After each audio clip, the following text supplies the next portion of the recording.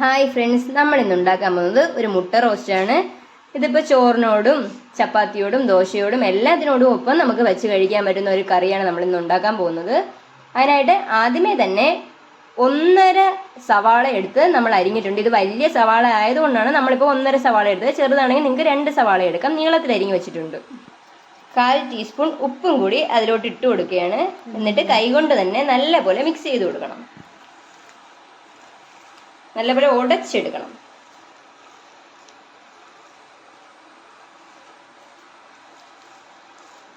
ഉള്ളിയെല്ലാം കൈകൊണ്ട് ഉടച്ചു കഴിഞ്ഞതിന് ശേഷം നമ്മളിതിൻ്റെ ഈ ഉപ്പ് നീര് കൈകൊണ്ട് തന്നെ പിഴിഞ്ഞ് കളയണം. അത് നമ്മൾ വീഡിയോ എടുത്തപ്പം വിട്ടുപോയി. പിഴിഞ്ഞെടുത്ത് വെച്ചിരിക്കുന്ന ഉള്ളിയാണിത്. നമുക്ക് മാറ്റി വയ്ക്കാം. നമുക്ക് ചട്ടി ചൂടാക്കിയിട്ട് അതിലേക്ക് എണ്ണ ഒഴിച്ചു കൊടുക്കാം. 1 ടേബിൾ സ്പൂൺ വെളിച്ചെണ്ണയാണ് നമ്മളിപ്പോൾ ഒഴിച്ചു കൊടുത്തത്.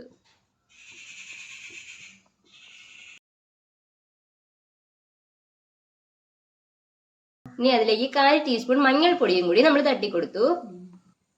പിന്നെ നമ്മൾ 4 മുട്ട വേവിച്ച് വെച്ചിട്ടുണ്ടായിരുന്നു. അതിനെ ഇങ്ങനെ ഫോർക്ക് കൊണ്ട് എല്ലാ സൈഡും ഒന്ന് കുത്തി കൊടുക്കണം.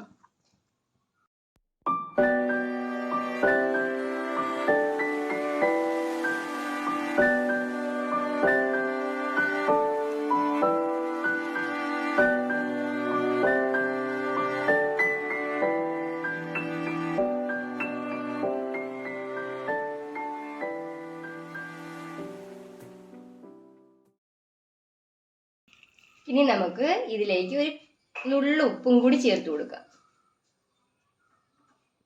എന്നിട്ട് അതൊന്ന് മിക്സ് ചെയ്യുക. ഇനി നമുക്ക് നമ്മൾ കുത്തി വെച്ച നമ്മുടെ മുട്ടയെല്ലാം ചേർത്ത് കൊടുക്കണം.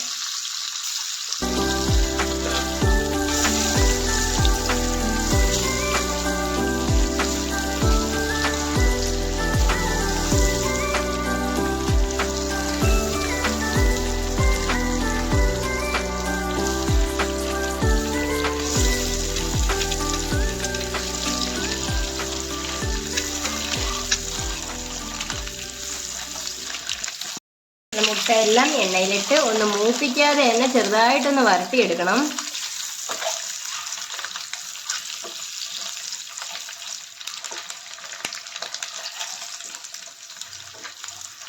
ഇത്രയും മതിയാകും. നമുക്കിനി അതിനെ കോരി മാറ്റാം.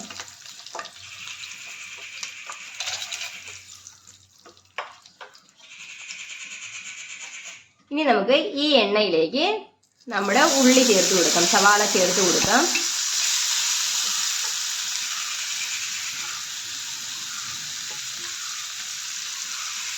ഇതിപ്പോൾ 1 കഷ്ണം ഇഞ്ചിയും 6 വെളുത്തുള്ളിയും ചതച്ച് വെച്ചിരിക്കുന്നതാണ്. അതിനെയും കൂടെ നമുക്ക് ഇതിലേക്ക് ചേർത്ത് കൊടുക്കാം.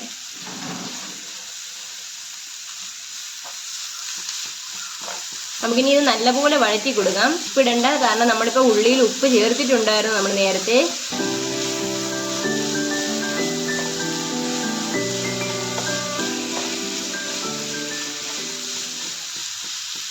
ഇനി നല്ലപോലെ ഇത് വഴറ്റിയെടുക്കണം.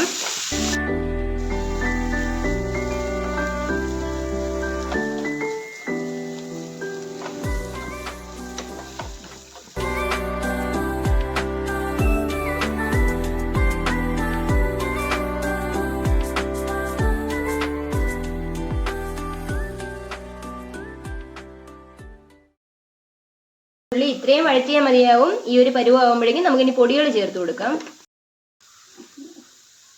ഒരു 1/4 ടീസ്പൂൺ മഞ്ഞൾപ്പൊടി,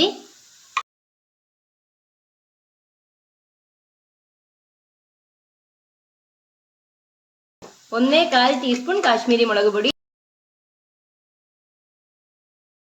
1/2 ടീസ്പൂൺ കുരുമുളക് പൊടി. നിങ്ങൾ എരിവുള്ള മുളക് പൊടിയാണ് കാശ്മീരി മുളക് പൊടിക്ക് പകരം ചേർക്കുന്നതെങ്കിൽ നമ്മൾ കുരുമുളകും പൊടിയും കൂടെ ചേർക്കുന്നുണ്ട്. അപ്പോൾ അതിനനുസരിച്ചിട്ട് മാത്രം അത് ചേർക്കുക. ഒരു 1/2 ടീസ്പൂണോ വല്ലോ മതിയായിരിക്കും അത്.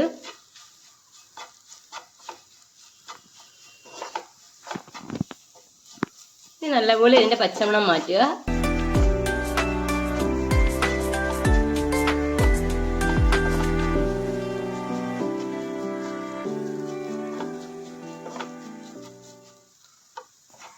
ഈ ഒരു സമയം നമുക്കിതിലേക്ക് കുറച്ച് ചൂടുവെള്ളവും കൂടി ഒഴിച്ചു കൊടുക്കാം. നമ്മളിപ്പോൾ ഒരു 1/2 കപ്പ് ചൂടുവെള്ളം ഒഴിച്ചു കൊടുത്തിട്ടുണ്ട്.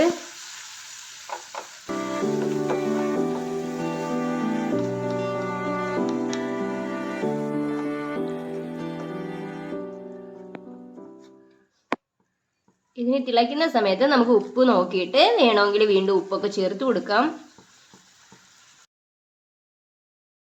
നമ്മളിപ്പോൾ ഒരു 1/4 ടീസ്പൂൺ ഉപ്പ് കൂടി ചേർത്ത് കൊടുക്കുകയാണ്. നിങ്ങൾ നിങ്ങളുടെ ടേസ്റ്റ് അനുസരിച്ചിട്ട് മാത്രം ഉപ്പ് ചേർത്ത് കൊടുക്കുക.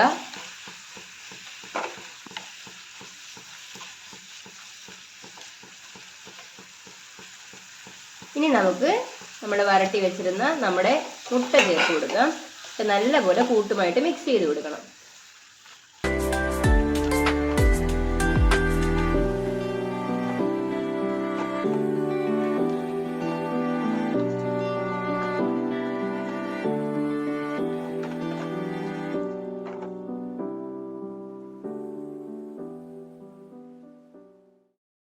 നമ്മളൊരു 1/4 കപ്പ് വെള്ളവും കൂടി ചേർത്ത് കൊടുക്കുകയാണ്. കാരണം കൂട്ടെല്ലാം കൂടി ഇതിലോട്ട് പിടിക്കാൻ വേണ്ടിയിട്ടായിട്ട്.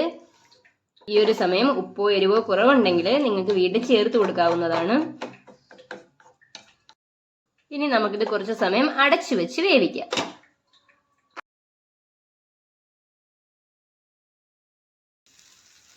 അപ്പോൾ നമ്മുടെ മുട്ടയൊക്കെ റെഡി ആയിട്ടുണ്ട്. നമ്മൾ ആദ്യം ഒഴിച്ച എണ്ണയൊക്കെ തെളിഞ്ഞു വന്നിട്ടുണ്ട്. ഇതാണ് നമ്മുടെ പരുവം. അപ്പോൾ നമുക്കിനി തീ ഓഫ് ചെയ്ത് കൊടുക്കാം. ഇത്രയേ ഉള്ളൂ, നമ്മുടെ മുട്ട റോസ്റ്റ് റെഡി. നമ്മളിപ്പോൾ ഇതൊരു റോസ്റ്റ് പരുവത്തിൽ വെള്ളമെല്ലാം വറ്റിച്ചിട്ടാണ് എടുത്തത്. നിങ്ങൾക്ക് ലൂസായിട്ട് കറിയായിട്ട് വേണമെങ്കിൽ നിങ്ങൾക്ക് കുറച്ചും കൂടെ വെള്ളം ഉള്ള സമയത്ത് തന്നെ തീ ഓഫ് ചെയ്യാം. പിന്നെ നിങ്ങൾക്ക് വേണമെങ്കിൽ കറിവേപ്പിലയും മല്ലിയിലയും ഒക്കെ ചേർത്ത് കൊടുക്കാം. നമ്മളിപ്പോൾ അതൊന്നും ചേർത്തിട്ടില്ല. അതൊക്കെ ചേർത്താൽ കുറച്ചുകൂടി ടേസ്റ്റ് വരും. അപ്പോൾ എല്ലാവരും ഇത് വീട്ടിൽ ട്രൈ ചെയ്ത് നോക്കണം. എന്തായാലും ഇഷ്ടപ്പെടുവാണെങ്കിൽ ലൈക്ക് ചെയ്യണം, ഷെയർ ചെയ്യണം, കമൻറ്റ് ചെയ്യണം, സബ്സ്ക്രൈബ് ചെയ്യണം.